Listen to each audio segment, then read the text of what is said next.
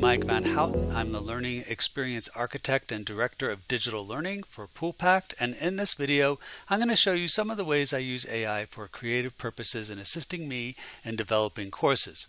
I'll start with ChatGPT, which is my go-to, which I use very much like a personal assistant to bounce ideas off of and develop scenarios in a much faster time frame than if I utilized traditional brainstorming methods.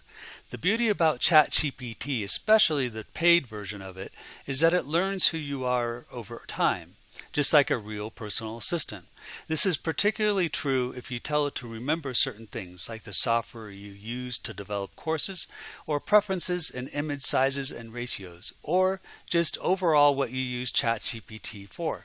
You can verify it's working by asking ChatGPT what it remembers about you, like this.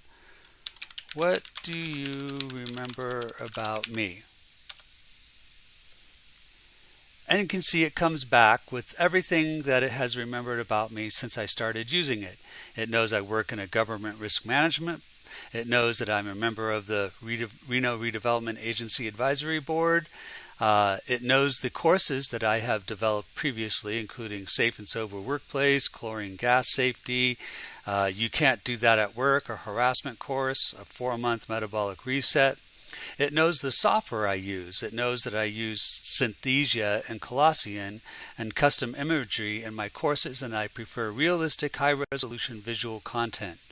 It knows my visual and graphic preferences. It knows that I often request 16 by 9, 1280 by 1024 resolution visuals, which is the highest that ChatGPT produces. It knows I require consistent character and environmental styles across images, and that I'm highly iterative. And it also knows that I often integrate interactions into my course designs. It also knows some other key preferences as well, such as the style of writing that I like, visual metaphors, and continuity across conversations, and that I retain, or that it retains, details about ongoing projects. So I'm going to go over some of the prompts that I have used to develop courses. I'm just going to go over ones I've already created because of the short form format of this video. It would take longer than 8 minutes to walk you through an entire process of what I do to create a course. So I'm just going to go ahead and start with ones that I've already created, and I'll start with my chlorine gas safety course. So when I use ChatGPT for course development, I typically will start off with this course builder prompt that I wrote myself and that I occasionally modify as needed or as ChatGPT evolves its own models. And basically what this does is it gives ChatGPT a role and a function. There's the function, the engagement portion of this prompt tells it how to engage with me. The memory portion of this prompt tells it to remember what we are talking about, which is why when you saw I did that "What do you remember about me" prompt, it knows exactly the courses that I have used this prompt on. Instructs it how to respond to me, kind of the response style, conversation style. And then I give it some definitions, and then this section here basically talks about how it should break down a branching scenario if I ask it for one when I need assistance with a course. And this should be available on AGRIP's website, or also I could paste a link in the description of the video as well. But this is a great prompt to kind of start off with if you are developing a course with branching scenarios.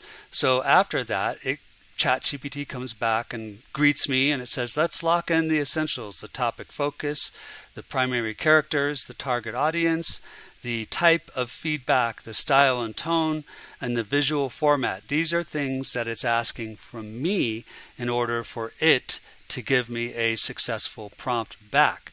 And then it tells me once I have these, I'll develop a scenario summary, ideal learner decision path, a visual branching layout, and scripted content for each scene and choice point.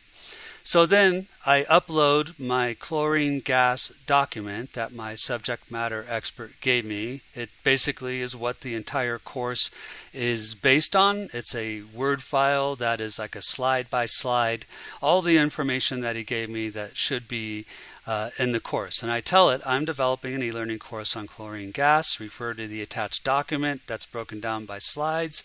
The topic is chlorine gas safety, and I'd like to create 2 extended branching scenarios for this e-learning course that will help to present the information in the attached document in a non-linear format that will make the learner more engaged.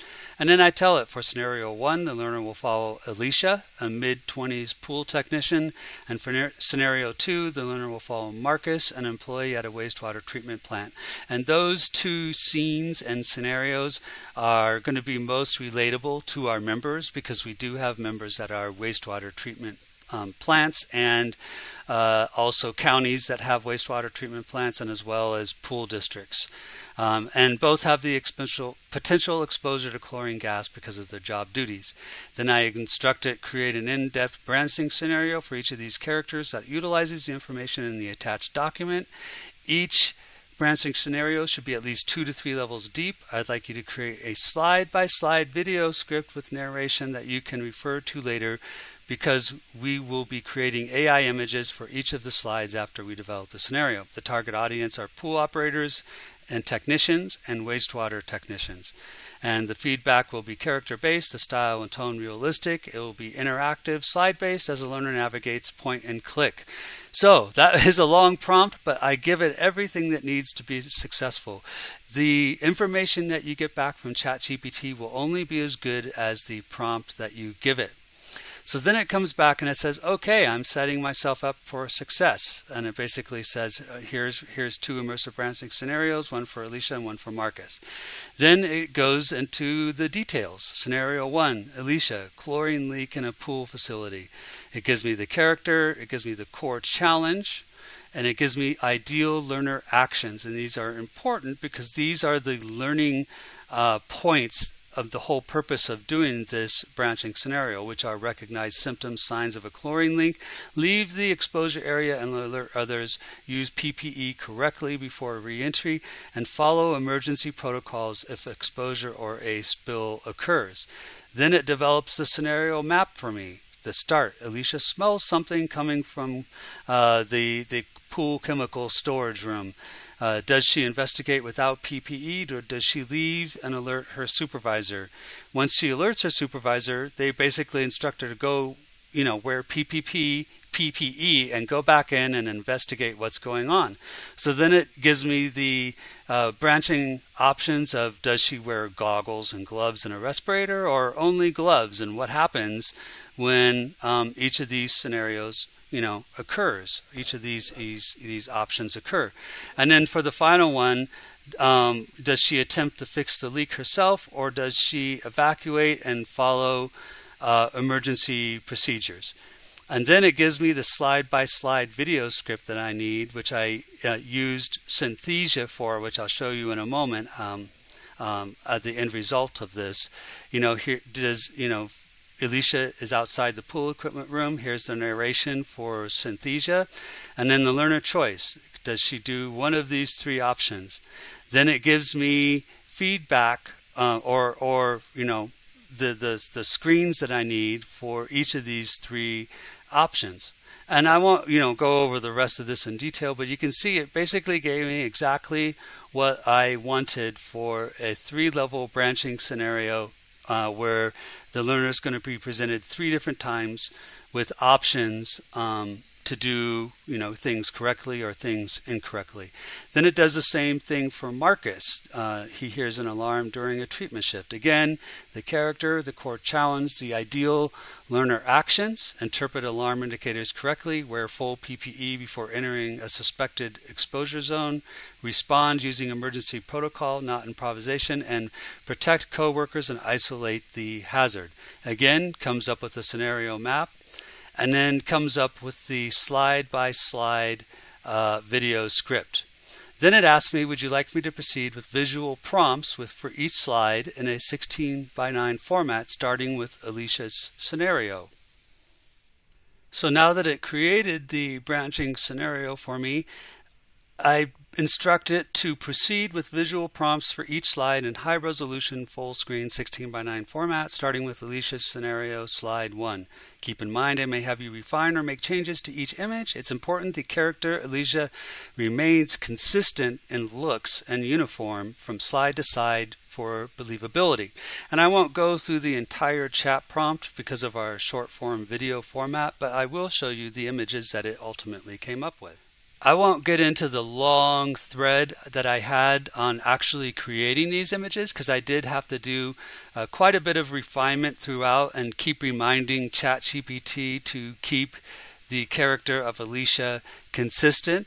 But I did it, and here it starts off with Alicia smelling something coming from the pool chemical storage shed. And then, here's the image of her walking in without any PPE to see what it is, and she doesn't have that great of a reaction. Here she is trying to decide what PPE to wear. Here she is going in with only wearing gloves and doesn't have a great reaction to the chlorine gas leak in there because she's not wearing a respirator. And then some of these are out of order, but I basically got all of the images that I needed for this scenario to work. And for my wastewater treatment scenario, same thing. Here's Marcus. He sees the low pressure alarm. He's thinking about what to do here. He goes in and investigates where the leak is without any PPE and doesn't have a good reaction to it. Here is the leak getting worse because he decides to wait. Here he is going in with the proper PPE to see what is going on. Here he is trying to incorrectly contain that leak by, spraying water on it. Here he calls for coworkers, but he notices they're coming in without any PPE. So does he let them come in and have a bad reaction, or does he tell them, hey, don't do that. You need to, put on some PPE first. And then here they are all trying to fix the leak together and successfully fix the leak. Again, there might be minor inconsistencies throughout, but it's good enough for believability and good enough for the learner. And you would not be able to find a series of images like this on a stock photo site, or you'd have to go through great pains to recreate these images yourself using real actors in a real wastewater treatment plant. And then lastly, in Storyline itself, I build out the slide structure for the branching scenario and what happens when they pick different options and the whole navigation through the scenario. And you can see here, let me hide my hotspot. I did this as video formats, and here's basically introducing the scenario, the 3 options that they can click on, which goes through the whole branching interaction. And it's a much better way of presenting information than in your typical linear format. And that is a use case scenario for using AI for creative purposes.